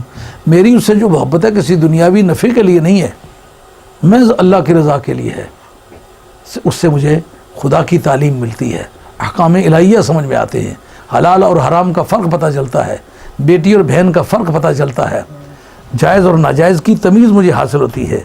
جو چیز قیامت میں مجھے تکلیف پہنچانے والی ہے اس سے باز رہنے کا جذبہ میرے دل میں پیدا ہوتا ہے، جو چیزیں قیامت میں مجھے نفع پہنچانے والی ہیں ان کی محبت کا احساس بیدار ہوتا ہے، اس لیے اس سے محبت کرتا ہوں۔ رب نے کیا فرمایا حدیث قدسی میں؟ وجبت محبتی للمتحابین فی اللہ، ان لوگوں کے لیے میری محبت واجب ہو گئی ہے کہ جو آپس میں محبت کرتے ہیں تو کرتے میری وجہ سے۔ دوسرا، اب اس میں تو پاس بیٹھنے کی بات نہیں ہے نا، پیار کرتے ہیں تو پیار تو دور کے رہ کے بھی ہو سکتا ہے نا، مختلف ملکوں میں بھی ہو سکتا ہے، مختلف ٹاؤنز میں بھی ہو سکتا ہے، وقتاً فوقتاً ملاقات کرنے والے سے بھی ہو سکتا ہے۔ پیار وہ کرتے ہیں لیکن کرتے میری وجہ سے، خواہ دور رہیں یا قریب، ملاقات ان کی ہو یا نہ ہو۔ والمتجالسین فی اللہ ہے، اور دوسری اس قوم کی محبت مجھ پر واجب ہے جو آپس میں مل بیٹھیں، تو مل بیٹھنے کی وجہ بھی اللہ تعالیٰ کی محبت ہے۔ یہ دیکھیں نا، لوگ بری سے آئے ہوئے ہیں، مینچسٹر سے یہ ساتھی آئے ہوئے ہیں، کوئی ساتھی اور ٹاؤنوں سے آئے ہوئے ہیں، کوئی بریڈ فورڈ سے آیا ہوا ہے، یہ بیٹیاں ہماری مختلف جگہوں سے آئی ہوئی ہیں۔ پوچھو کیا سبب ہے؟ شاپنگ سینٹر ہے؟ کوئی نہیں۔ کوئی سیرگاہ ہے؟ نہیں، کوئی نہیں۔ کوئی سینما ہے؟ نہیں۔ کوئی فوٹوؤں کی نمائش ہوگی؟ نہیں۔ اور کوئی کاسمیٹک بکیں گی؟ نہیں۔ کیا ہے؟ اللہ اس کے رسول کی محبت کی منڈی ہے، اس میں اللہ اور اس کے رسول کی یادیں ملتی ہیں، عشق اور محبت کے آنسو ملتے ہیں، اور وہ درد اور عشق کا سرمایہ ملتا ہے، اللہ اور اس کے رسول کے ساتھ تعلق ملتا ہے۔ فرمایا المتجالسین فی اللہ ہے، جب وہ مل کے بیٹھیں تو مل کے بیٹھنے کی وجہ بھی اللہ اور اس کے رسول کی محبت ہوتی ہے، اور کوئی چیز نہیں ہوتی۔ اور تیسرا کون سی جماعت ہے؟ والمتزاورین فی اللہ ہے، متجالسین آپس میں بیٹھنے والے ممکن ہے ایک محلے میں رہتے ہوں، ایک ٹاؤن میں رہتے ہوں، ایک شہر میں رہتے ہوں، لیکن والمتزاورین دور سے زیارت کرنے کے لیے آنے والے۔ اب اس سے لندن کے ساتھی بھی آئے ہوئے بیٹھے ہوئے ہیں، تو دور دور سے چل کے آتے ہیں۔ پوچھو کیا ملا ہے؟ کہا کچھ نہ پوچھو کیا ملا ہے، محبت کا سودا ملا ہے، یہ ہر جگہ سے نہیں ملتا۔ حضرت میاں صاحب عارف کھڑی رحمۃ اللہ کسی منزل پہ رکے ہوئے تھے، تو کوئی ایک درویش مجذوب ان سے ملا جو کسی جگہ سے اس وقت فیض پا کے آیا تھا۔ تو میاں صاحب رحمۃ اللہ کے جب اس کو دیکھا تو وہ درد بیدار ہوئے، ان کے وہ منزلیں طے ہونے لگیں۔ تو اس درویش سے کہتے ہیں ٹھہرو، کتھوں ایڈا درد لے آئے ہیں درداں والیا یارا، کتھوں ایڈا درد لے آئے ہیں درداں والیا یارا، 10 دکان اساڑے تائیں بنی دلال ہمارا۔ کن کی محبت؟ اللہ نے فرمایا، حضرت معاذ بن جبل رضی اللہ عنہ راوی ہیں، حدیث قدسی ہے، میری محبت واجب ہے اللہ کے لیے، آپس میں ایک دوسرے سے محبت کرنے والوں کے لیے، اللہ کے لیے مل کے بیٹھنے والوں کے لیے، اللہ کے لیے ایک دوسرے کی زیارت کے لیے جانے والوں کے لیے۔ جو دور دراز سے 100 200 400 میل کا سفر کر کے آتے ہیں، پوچھو کیوں آئے ہو؟ کہا اللہ کے لیے آیا، اللہ کی باتیں سننے آیا ہوں، عشق اور محبت کا سودا خریدنے آیا ہوں۔ چوتھے کون سے لوگ ہیں؟ ہاں، والمتبازلین فی اللہ ہے، ایک دوسرے کے لیے خرچ کرتے ہیں لیکن ایک دوسرے سے رشتہ نہیں کرنا چاہتے، ایک دوسرے سے کوئی سیاسی سمجھوتا نہیں کرنا چاہتے، ایک دوسرے سے کوئی اور خاندانی معاہدہ نہیں کرنا چاہتے، ایک دوسرے سے کوئی نفع و خسارے کی بنیاد پر کوئی تجارتی معاہدہ نہیں کرنا چاہتے، ایک دوسرے پر خرچ اس لیے کرتے ہیں کہ وہ اس میں سمجھتے ہیں اللہ تعالیٰ کی محبت ہے، اس کے رسول کی محبت ہے۔ یہ 4 بندے جو ہیں ان کے ساتھ اللہ تعالیٰ فرماتے ہیں یا رسول اللہ ان کو بتا دو کہ اور کسی سے محبت کروں یا نہ کروں، پھر ان سے ضرور کروں گا۔ ابو داؤد شریف کے اندر حدیث ہے، حضرت فاروق اعظم رضی اللہ عنہ سے عن عمر بن خطاب رضی اللہ تعالی عنہ قال قال رسول اللہ صلی اللہ علیہ وسلم ان من عباد اللہ لاناسا ما هم بانبیاء ولا شہداء یغبطهم الانبیاء والشہداء۔ حضرت فاروق اعظم کہتے ہیں سرکار نے میری موجودگی میں یہ بات کہی، ان من عباد اللہ لاناسا، کچھ بندگان خدا میں سے ایسے لوگ بھی ہیں کہ ما ہم بانبیاء ولا شہداء، نہ وہ نبی ہیں نہ وہ شہید ہیں، لیکن یغبطہم الانبیاء والشہداء یوم القیامت بمکانہم من اللہ سبحانہ وتعالی، کہ قیامت کے میدان میں نبی بھی اور شہید بھی ان پر رش کریں گے، کس وجہ سے؟ ان کے اللہ کی بارگاہ میں قدر و منزلت دیکھ کے کہ ان کا اللہ کی بارگاہ میں کتنا مرتبہ ہے، اس مرتبے کو دیکھ کے رشک کریں گے۔ ہاں بھی وہ رشک کرنے کی وجہ سرکار کے صحابہ کہتے ہیں قالو یا رسول اللہ تخبرنا من ہم، یا رسول اللہ آپ ہمیں بتائیں گے کہ وہ کون لوگ ہیں کہ جو نبی بھی نہیں ہوں گے، شہید بھی نہیں ہوں گے، مگر ان پر نبی بھی رشک کریں گے، شہید بھی رشک کریں گے۔ وہ کہیں گے کاش ہم ایسے ہوتے۔ سرکار نے فرمایا واللہ ان وجوہہم لنور، خدا کی قسم کھا کے کہتا ہوں ان کے چہرے نور ہیں، وانہم علی نور، اور وہ نور پر ہی فائز ہیں۔ وہ ہیں کون؟ ان کا ہم متحابون فی اللہ بروح اللہ علی غیر ارحام بینہم ولا اموال یتعاطونہا۔ سرکار نے فرمایا کہ وہ لوگ ہیں جو آپس میں ایک دوسرے سے پیار کرتے ہیں جبکہ ان کے درمیان کوئی مادری پدری رشتہ نہیں ہے، ولا اموال یتعاطونہا، نہ ہی کوئی مال کا لینا دینا ہے کہ اس مالی نفع کی وجہ سے ایک دوسرے سے پیار کرتے ہیں۔ کہا پھر کرتے کیا ہیں؟ انہم یتحابون بروح من اللہ، وہ ایک دوسرے سے پیار کرتے ہیں لیکن کرتے اللہ اور اس کے رسول کی رضا کے لیے ہے۔ ان کا مقصد یہ ہوتا ہے کہ رب راضی ہو جائے، اس سے پیار کروں۔ مثال کے طور پر حضرت صدیق اکبر رضی اللہ عنہ سے ہم پیار کرتے ہیں، کیا یہ خیال ہے کہ اس پیار کرنے کی وجہ سے ہمیں لون مل جائے گا، ہم بینک سے قرضہ لے لیں گے، ہماری تجارت پھلنے پھولنے لگے گی؟ نہیں، ان سے پیار کی وجہ سے اللہ راضی ہوگا کہ جنہوں نے سرکار کو پیار سے دیکھا ہے ہم ان کو پیار سے یاد کرتے ہیں۔ جن کو سرکار پیار سے دیکھتے تھے خدا ان کو کس پیار سے دیکھتا ہے، جو آنکھیں ہیں میوے لقائے محمد۔ جنہوں نے سرکار کو پیار سے دیکھا ہے ہم ان کو پیار سے یاد کرتے ہیں۔ حضرت فاروق اعظم انتہائی سخت آدمی تھے مگر میں پیار کرتا ہوں. ابھی کیوں پیار کرتا ہوں کہ نبی پاک کے دشمنوں کو کبھی معاف نہیں کیا, سرکار کے چاہنے والوں کے ساتھ پیار کیا ہے. حضرت عثمان غنی رضی اللہ عنہ سے پیار کرتا ہوں. ابھی کیوں پیار کرتے ہو؟ انہوں نے اپنی زندگی کا کمایا ہوا قیمتی سرمایہ نبی پاک علیہ الصلوۃ والسلام کے مشن کے لیے جا بجا اس بے دریغانہ طریقے سے آپ نے خرچ کیا کہ دریاؤں کی روانی تو تھمے لیکن حضرت عثمان غنی رضی اللہ عنہ کی روانی نہ تھمے. حضرت حیدر کرار سے پیار کرتا ہوں. کیوں پیار کرتا ہوں؟ آج کیا ملنے والا ہے ان کی وجہ سے؟ بے شمار تو ان کے پیار کی وجہ سے لوگ دشمن سمجھنے لگے ہیں. تو پیار کیوں کرتا ہوں؟ کہا جس جگہ یلغار پڑی ہے نا, جب کوئی دوست کام نہیں آیا, اس وقت سرکار فرماتے ہیں اینا علی, علی کہاں ہے؟ ان کا لبیک یا رسول اللہ, یہ حاضر. اب ہے نا, موتو قبل ان تموتو, مرنے سے پہلے مر جاؤ. اب حضرت حیدر کرار نے پہلے کوئی جنگ نہیں لڑی ہوئی تھی, کہہ سکتے تھے یا رسول اللہ میرا کوئی تجربہ ہی نہیں ہے, میں 22 سال اور کچھ مہینے کا آدمی ہوں. یہ جس کے ساتھ آپ جنگ لڑانا چاہتے ہیں یہ رستم عرب ہے, اس نے 72 جنگیں لڑی ہوئی ہیں اور 72 جنگوں میں یہ کامیاب ہوا ہے. یا رسول اللہ مجھے سوچنے دیں, پہلے کسی معمولی جوڑ سے لڑائیں. کہا موتو قبل ان تموتو, مرنے سے پہلے مر جاؤ. جس طرح میت کی کوئی رائے نہیں ہوتی, سرکار کی بارگاہ میں میری کوئی رائے نہیں.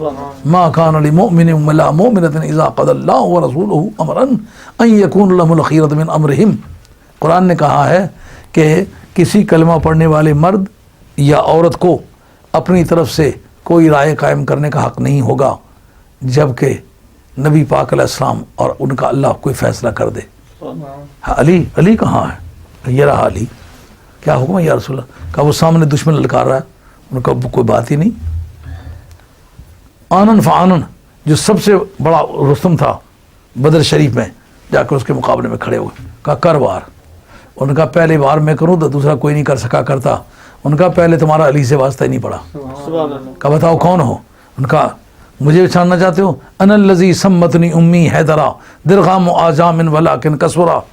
جانتے نہیں ہو میری ماں نے میرا نام حیدر رکھا تھا. حیدر کے معنی ببر شیر. ببر شیر کی عادت ہے جہاں سے ڈز کی آواز آئے ڈز کی آواز پر جاتا ہے. یہ فیصلہ بعد میں ہوگا, مرے گا یا جیے گا, لیکن دیر نہیں کرتا. میری ماں نے میرا نام حیدر رکھا تھا. وار اس نے کیا, مولا مرتضیٰ نے روکا. اب دوسرے وار کے لیے ہاتھ اٹھانا چاہتا ہے مگر ہاتھ کو اوپر لے جا نہیں سکا. مولا مرتضیٰ کی تلوار گردن کو پار کر کے نکل گئی. ہاں, کمبے مکے دے کو فارجے چل گئی حیدر دی تلوار. اب ہے نا, یہ بھی وہ موقع ہے نا. اب انہوں نے کہا نہیں, کہا میں یا رسول اللہ نفل پڑھتا ہوں, اب مجھے حج پر جانے دیں. نہیں, اس وقت میرے خون کی ضرورت ہے. تو جس طرح میت کی کوئی رائے تجویز و تکفین کرنے والوں کے مقابلے میں کچھ نہیں ہوتی, میری کوئی رائے نہیں یا رسول اللہ, جس طرح آپ کا حکم ہے. احزاب کے میدان میں دشمن میدان میں اتر آیا, گھوڑے کو خدا کے غار پار کر لی اور 7 من کا گرز ہاتھ میں ہے. گھوڑا بھی کو ہاتھی کی قسم کا ہے. گھوڑے نے شاہ سوار کو بھی اٹھایا ہوا ہے, 7 من کا گرز بھی اٹھایا ہوا ہے. وہ کہتا ہے جلدی کرو نا, تم کہتے ہو جنت میں جانا ہے, جو جلدی جنت میں جانا چاہتا ہو جلدی آ جائے مقابلے میں. تنزن کہہ رہا ہے, یعنی میں ماروں گا تو وہ مر جائے گا, شہید ہو جائے گا, جنت میں چلا جائے گا. حضرت فاروق اعظم سامنے کھڑے ہیں اور حضرت زبیر بن العوام کھڑے ہیں, ابو عبیدہ بن الجراح کھڑے ہیں, بڑے بڑے جنگی جرنیل جن کو آزمایا جا چکا ہوا تھا, لیکن دیکھتے ہیں کہ یہ دشمن بہت بھاری ہے. اور اینا علی, علی کہاں ہے؟ جنب کھا کر کے سامنے آ گئے, تلوار کو اس طرح فضا میں لہرانے لگے. یا رسول اللہ کیا حکم ہے؟ کہ یہ سامنے دشمن کہہ رہا ہے. کہا کوئی بات ہی نہیں, جانے دے مجھے. اس کو بھی اسی طرح کہا کر لے وار. انہوں نے کہا نہیں پہلا تو کر. آپ پہلا علی کا وار ہے, نہیں سہ سکو گے. اس نے وار کیا, دوسرے وار کے لیے ہاتھ نہیں اٹھا سکا کہ مولا مرتضیٰ کی تلوار ہیلمٹ کو چیرتی ہوئی کھوپڑی سے گزرتی ہوئی باڈی سے پار ہو گئی, نیچے زین سے گزری, گھوڑے کے 2 ٹکڑے کیے, جبل صلا کی تہ میں چلی گئی. یہ ہے نا مانا موتو قبل ان تموتو کے, مرنے سے پہلے مر جاؤ. یعنی یہ نہیں دیکھا میں اس کے جوڑ کا نہیں ہوں, یہ نہیں دیکھا میری اس کی باڈی برابر نہیں ہے, یہ نہیں دیکھا میں پا پیادہ ہوں اور یہ شاہ سوار ہے, میں ایک معمولی سی تلوار میرے ہاتھ میں ہے, اس کے ہاتھ میں 7 من کا گرز ہے. عقل کہتی ہے کہ اس کے مقابلے میں نہ جاؤ, لیکن میت کی عقل کام کرنے سے بند ہو جاتی ہے. ہاں, میدان کربلا میں بھی یہی بات تھی نا. تقاضائے عشق و محبت کہہ رہے تھے لڑو, عقل کے تقاضے کہہ رہے تھے بچو. عقل بولی اپنے بچوں کو نہ مار، عشق بولا ایسے ہی ملتا ہے یار۔ عقل بولی سب سے پیاری جان ہے، عشق بولا یار پر قربان ہے۔ یہ ہے معنی موتو قبل ان تموتو کے۔ اس کا بقیہ مضمون انشاءاللہ دوسری نشست میں عرض کروں گا۔ یہ دوسرا مسئلہ جو ہے وہ سن لو، کیونکہ نماز مغرب کا وقت قریب ہو آیا ہے۔ حضرت آدم علیہ السلام کا وجود جنت میں مادی تھا، یہ صرف روح تھی۔ یہ بات آپ کو یاد رکھنی ہے کہ قرآن مجید میں جتنے بھی ڈائلاگس ہیں، یعنی دو طرفہ گفتگو کے جتنے بھی مادے مذکور ہوئے ہیں، وہ سارے آپ کے بدن میں جان پھونکے جانے کے بعد ہوئے ہیں۔ ان کے بدن کے اندر جان پھونکنے سے پہلے کوئی آپس میں مکالمہ ہوا ہی نہیں ہے۔ جس وقت پروردگار عالم نے فرشتوں کو کہا اس کا پیکر انسری تیار کرو، اور قرآن نے فرمایا وَإِذَا سَوَّيْتُهُ وَنَفَخْتُ فِيهِ مِن رُوحِي فَقَعُوا لَهُ سَاجِدِينَ۔ جس وقت اس کا ڈھانچہ تیار ہو چکے، اس کے اندر میں روح پھونک دوں، اس کے بعد تم سجدے میں گر جانا۔ معلوم ہوا جس وقت فرشتے سجدے میں گرے اس وقت آپ کے بدن میں روح پھونکی جا چکی تھی، اور جنت میں جانے کا معاملہ تو سجدے میں گرنے کے بعد ہوا ہے۔ اس لیے یہی صحیح ہے کہ اس وقت آپ کا جسم بھی تھا اور آپ کی جان بھی تھی، اور جنت میں جانے کے وقت تو آپ کی بیوی بھی ساتھ ہے نا، کیونکہ دانہ گندم کے کھلانے کی ترغیب تو آپ کی اہلیہ محترمہ جو ہماری ماں ہیں انہوں نے دی ہے، حضرت سیدہ حوا نے۔ تو بیوی تو روح کی تو نہیں ہوتی نا، بیوی تو اس کی ہوتی ہے جس کی جسم اور جان دونوں ہوں۔ یہی وجہ ہے جب کسی کے بدن سے اس کی جان نکل جائے تو اس کی وہ بیوی جو ہمیشہ بیوی رہی ہے وہ نہیں رہتی۔ موت سے نکاح اسی لیے ٹوٹتا ہے نا کہ وہ بیوی نہیں رہی۔ بیوی کا نہ رہنا یہی معنی ہے طلاق کا، اور وہ اس عدت گزارنے کے بعد نکاح ثانی کیوں کر سکتی ہے کہ روح اور بدن کی جدائی کی صورت میں بیوی بیوی ہوتی ہی نہیں ہے۔ تو اگر آدم علیہ السلام کی روح الگ ہوتی، باڈی الگ ہوتی، تو حوا بیوی پھر کس کی تھی؟ تو جو قرآن مجید نے کہا کہ تم یہاں جنت میں رہو اور کلوا منہا حیث شئتما ولا تقربا هذه الشجرة فتکونا من الظالمین۔ قرآن نے کہا جنت میں تمہیں جس جس جگہ چاہتے ہو کھاؤ پیو، کھلے طریقے سے، تمہیں کوئی پکڑ دھکڑ نہیں ہے، اور اگر اس درخت کے دونوں قریب نہ جانا۔ یہ تثنیہ کے صیغے ہیں، ولا تقربا یہ ڈیول نمبر ہے، تثنیہ کا صیغہ ہے، دونوں بیوی میاں اس کے قریب نہ جانا۔ اگر صرف روح ہوتی تو روح کی تو بیوی نہیں ہوتی نا۔ سوال یہ تھا کہ کیا ان کا وجود مادی تھا یا صرف روح تھی؟ اگر صرف روح ہوتی تو بیوی اس کی نہ کہلاتی۔ دونوں کو کہا تم کھاؤ اور پیو کھلے طریقے سے، لیکن اس درخت کے قریب نہ جانا، دونوں کو حکم ہوا۔ وَلَا تَقْرَبَا هَذِهِ الشَّجَرَةَ فَتَكُونَا مِنَ الظَّالِمِينَ۔ تم اس درخت کے قریب نہ جانا وگرنہ تم دونوں ظالم ہو جاؤ گے۔ اس سے ثابت ہوا کہ آپ کا اس وقت بدن بھی تھا، آپ کی روح بھی تھی، اکیلی روح نہیں تھی۔ یہ تھا آج کا پیغام۔ جو ٹائم آپ نے بتلایا اس کا میری گھڑی کے مطابق وہ ٹائم ہو چکا ہے، اس لیے میں آپ سے اجازت چاہتا ہوں۔ اب اگر کوئی مزید سوال کرنا ہے تو کر سکتے ہو۔ سب بیٹیوں کو اجازت ہے، اگر کوئی سوال کرنا چاہتی تو کرے۔ اچھا، میں یہ پوچھنا چاہ رہی تھی کہ پھر اس کا مطلب ہے کہ مٹی کا وجود جنت میں ہوگا؟ یہ جو آدمی جائیں گے تو اس مٹی والے بدن سمیت جائیں گے نا۔ جو مٹی بدن انسانی کو لگ جائے وہ عام مٹی تو نہیں کہلاتی، وہ اشرف المخلوقات کہلاتی ہے۔ اس کو تو فرشتوں پر فوقیت حاصل ہے۔ کم پایا جب اعلیٰ پائے کے ساتھ مل جائے تو اس کی قیمت بدل جاتی ہے نا۔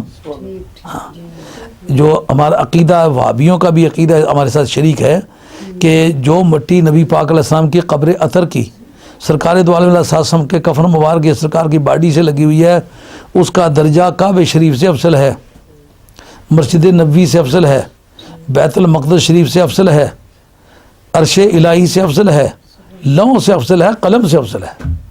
تو مٹی عام مٹی ہو تو مٹی ہے نا، کسی اعلی دل کے ساتھ لگ جائے تو پھر اس کی قیمت عام مٹی جیسی تو نہیں رہتی۔ پھر یہ مادی وجود ہی ادھر ہوں گے؟ ہاں، مادی وجود کو عزت ملی ہے۔ ہاں کوئی اور کوشچن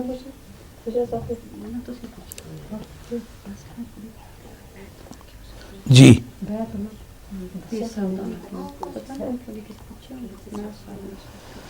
बच्चा सुनेगा बैठ लो अपने।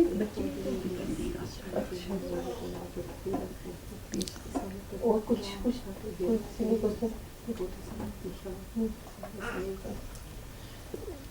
हज़रत ऐलान फरमा रहे ठीक है।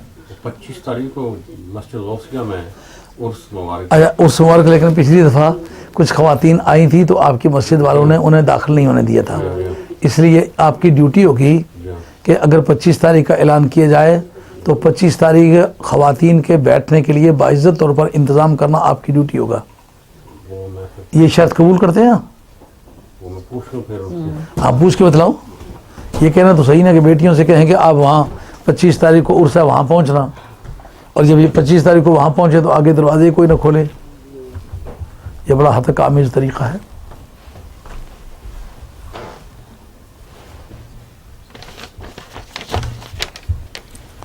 ये पेपर ले लें। आप क्या समझते, दोनों सवाल हल हो गए? अच्छा, अल्हम्दुलिल्लाह।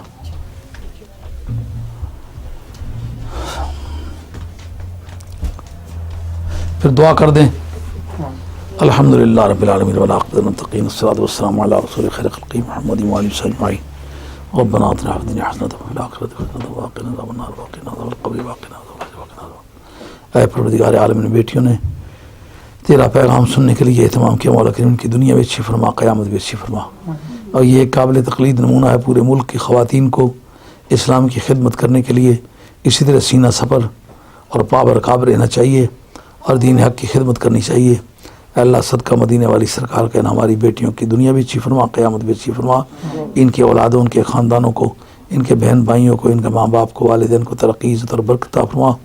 अल्लाह पाकिस्तान के अंदरूनी बैरूनी हालात खुशगवार फरमा, दुश्मनान पाकिस्तान को ज़लील व ख़ार फरमा। अल्लाह कश्मीर को मुकम्मल आज़ादी अता फरमा, आज़ादी कश्मीर के रास्ते में हायल होने वाले अवामिल को तबाह व बर्बाद फरमा। अल्लाह हिंदुस्तान के अंदर बसने वाले मुसलमानों का खोया हुआ ताज व तख्त बहाल फरमा। ख्वाजा गरीब नवाज सुल्तान हिंद सरकार की बरकत से मुसलमानों को क़यामत तक न मिटने वाला इक़्तिदार हिंदुस्तान के अंदर अता फरमा। अल्लाह बगदाद शरीफ की सरज़मीन जो औलिया अल्लाह का मरकज़ है, अल्लाह करीम उसको पहले से ज़्यादा इज़्ज़त और वक़ार अता फरमा। अफ़ग़ानिस्तान की आज़ादी को बहाल फरमा। अल्लाह मुसलमानों का खोया हुआ उरूज बहाल फरमा। अल्लाह आज के इस मजलिस में जो मर्द, औरत, बुढ़ा, बच्चा नेक नियती और हुस्न अक़ीदा की शर्त के साथ आया, मौला करीम उसकी दुनिया भी अच्छी फरमा, क़यामत भी अच्छी फरमा, दोनों जहानों की नेमतों से माला माल फरमा। सल्लल्लाहु तआला अला खैर ख़ल्क़िही व नूर अर्श व हबीबी मुहम्मदिन व आलिहि वसल्लम बिरहमतिका या अरहमर राहिमीन। ला इलाहा इंतज़ाम है ख़वातीन ख़वातीन का इंतज़ाम है। लंगर का इंतज़ाम। अच्छा, 25 तारीख को मस्जिद गौसिया के अंदर मेरे जद्दे करीम और क़िबला वालिद साहब रहमतुल्लाह अलैह का सालाना उर्स शरीफ है। हमारे मुरीद साथियों ने वहाँ बंदोबस्त किया है। टाइम क्या है? 6 बजे। 6 बजे उसका आगाज़ होगा। वहाँ ख़वातीन के लिए पर्दे का अलग बंदोबस्त है और लंगर शरीफ का भी एहतमाम है। जिन हमारी बेटियों से उसमें शमूलियत मुमकिन है, मेहरबानी फरमा कर शिरकत फरमाएँ। अल्लाह जज़ाए खैर अता फरमाए।